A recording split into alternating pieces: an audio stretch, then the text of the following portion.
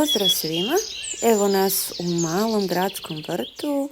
Počeo je listopad, ali još uvijek možemo uživati u lijepim bojama i mirisima vrta. Danas za vas imam malo iznenađenje. Nećemo biti samo ovdje u Zagrebu, u malom gradskom vrtu, nego idemo u posjet mojoj prijateljici Danijeli u Istru, u Plomin, da vidimo kako njezin vrt napreduje. Pogledajte samo ovu divotu.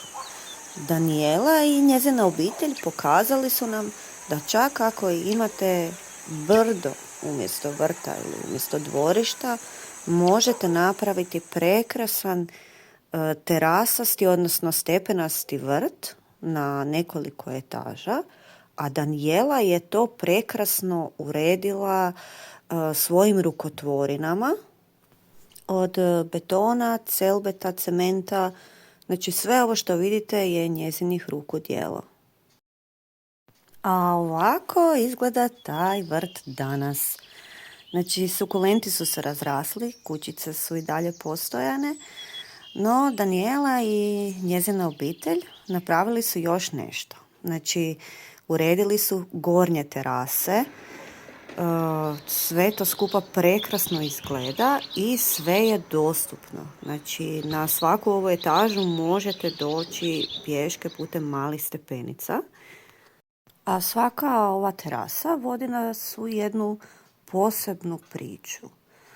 Ovo je pravi primjer kako možete iskoristiti brijeg iskopima za napraviti terase i popuniti biljkama, dati osjećaj prostora.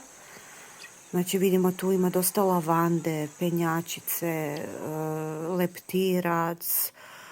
Zaista jedna raskoš koja još uvijek prekrasno cvate u Istri.